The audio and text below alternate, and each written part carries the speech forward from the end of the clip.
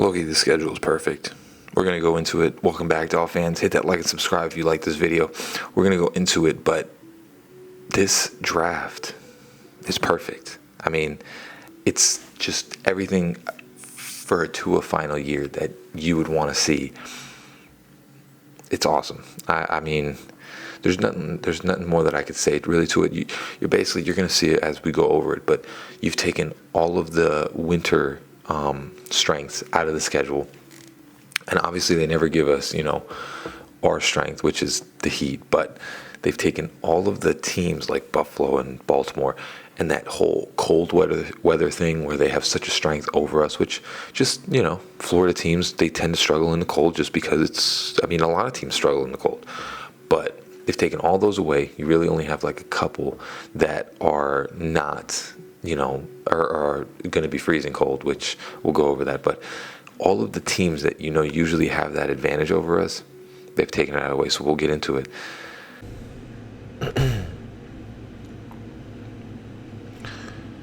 So as we can see here, this schedule, I think it is one of the better schedules that we have. We start off September 7th against the Indianapolis Colts at Indy, which is in a dome, so it's not going to be favorable in the weather and all that. And I think to start the season, this is the perfect stretch to do it by. So you have Indy, obviously one of those younger teams. They're still trying to figure themselves out. And then you go against the New England Patriots. And the reason why I like this right here is because people are talking a lot about the Patriots and how much they've gotten over the offseason and all of that. And technically the last couple of years it's been Bills and then Dolphins, and the Patriots and the Jets have been like an afterthought.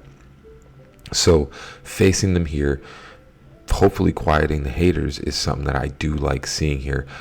And then this is the game that I think is awesome. So for some reason, they don't like us playing in September and all that at our house. But this year, typically we get like a home game, but it's like at night or something. And this is going to be at Buffalo at night in the beginning of the year, which means that we don't have to go face them in the cold at the end of the year. So this is going to be our first primetime game. That's legit. And again, this is the 3-game stretch where actually I could say even the Jets, but the Jets, we'll see what happens with them. I don't really know what's going on with them. But you have this 4-game stretch that is like the prove it stretch. How are you doing at the beginning of the year? These are the teams that you need to at least go 2-2 against, I would say. Hopefully 3-2 or 3-1, hopefully 4-0. That would be the marker right there. But honestly, being at the Buffalo Bills, I like that here, and we'll see what happens with the Buffalo Bills, but this stretch is going to be something that really is a telltale sign. And then you get off of that and it's the Panthers. This is going to be a very key game just because the Panthers started coming on late at the end of last year. So, we're not going to sit here and be like, oh, we're going to beat the Carolina Panthers. Bryce Young started looking like the Bryce Young that they drafted, and they added a bunch of receivers, and they have a good offensive line. So this is going to be a very trick game right here. The Chargers at home, again, facing Justin Herbert. Hopefully, we beat Justin Herbert for this like 3rd time. And then people will still sit there and say that Tua sucks, and it is what it is. It's just the way that it goes with Tua. For some reason, people just hate Tua. He's going to beat him for the 3rd time, and they're still going to say that he's better than him somehow. It is what it is. And then we go to Cleveland on October, which is great because not going to be cold over that time. And again, we'll see. Maybe we'll be even facing Shedeur Sanders, against the Browns. I don't know. They have 4 or 5 quarterbacks. I don't know what they're trying to do. Like the Cleveland Browns. I feel like they were a movie character that's just supposed to be perpetually bad. You have Deshaun Watson, Dylan Gabriel, Joe Flacco, Shedeur Sanders, and Kenny Pickett, I'm pretty sure. It's just a cluster, over there. But we're not facing them, in the later days. So it's not going to be cold. we're staying away from the cold, and I'll tell you why I keep saying that. The Atlanta Falcons, this is another trick game where I don't know what they're going to be with Michael Penix. But, I think that it is definitely a game that we can, at Atlanta. It's a dome, so we're good. This one is going to be probably at this point of the year, this 3-game stretch before the bye week is going to be key. Baltimore at Hard Rock, Buffalo at Hard Rock, and then Washington over in Spain. And that's cool. This is going to be the 3-game stretch. And, the thing is like usually we go into these 3-game stretches, we go into the bye, and then we face the hard teams. But I like that this year, it's the hard teams right before the bye. So you get the bye, any injuries or anything, you can heal up to take on the last stretch of the season, And again, the later games are not at these teams where they would be, starting to get cold. And it's even in November, so it's not even like really neither side has an advantage. I mean, honestly, no, November is not really that hot in Miami. I mean, it might kind of be hot over in Miami this time of season. It's not like cold, so we might have an advantage. Well, this one's at night, but we might have an advantage there, at Hard Rock. This is going to be, a huge game. Then we hit that bye, we can rest up. Then you got 5 or 6 games left.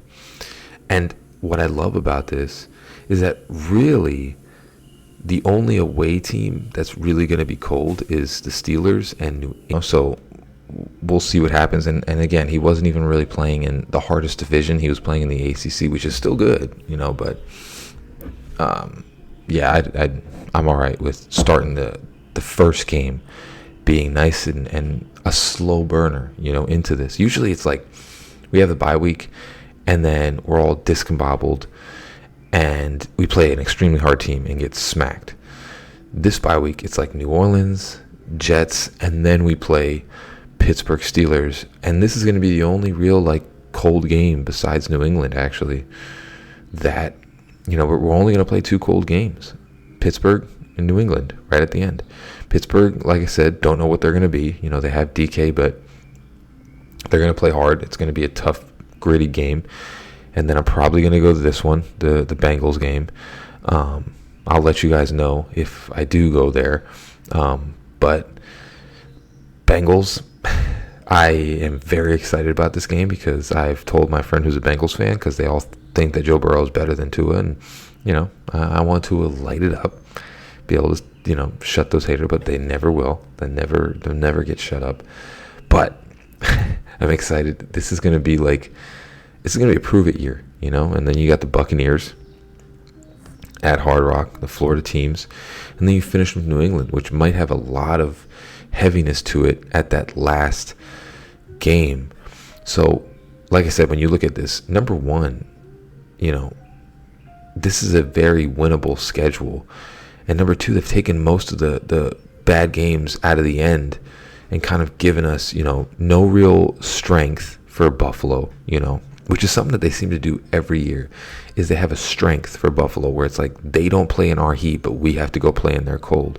They've taken that out of the window, so we play them in the later area, and then we go to them in September, so it's not even like that. Then Baltimore is at us, and New England is going to be the only real cold test that we see with the Pittsburgh Steelers, but kind of like an even-keeled type of schedule. And yeah, honestly, this is going to be a prove-it year for Tua in multiple ways. It's obviously a prove-it year because last year the contract, but this year, think of this, right? Buffalo Bills you're facing. Obviously, that's somebody, Josh Allen is, all-around quarterback, all-around, all-worldly quarterback. But you're playing Justin Herbert. You're going to play Lamar Jackson. And you're going to play Joe Burrow. You're going to play all the people that everybody considers completely better than you every single year. You're going to play all of them. and you have a chance to beat all of them. And of course, we're not going to shut the narratives up. No, some people just want to be miserable as fans and just continually say that, Tua sucks no matter what. That's their opinion. But and you have Baker Mayfield. So you have 4 quarterbacks. The 2 that were drafted, where you were, or that year. You have Justin Herbert. You have Joe Burrow. Those are the key games, because these are the guys that they say are completely better than you. And if you beat them, again, because Tua will be, if he beats Justin Herbert and Joe Burrow this year, he's going to be 2-1 against Joe Burrow, and he'll be 3-1 against Justin Herbert, I think.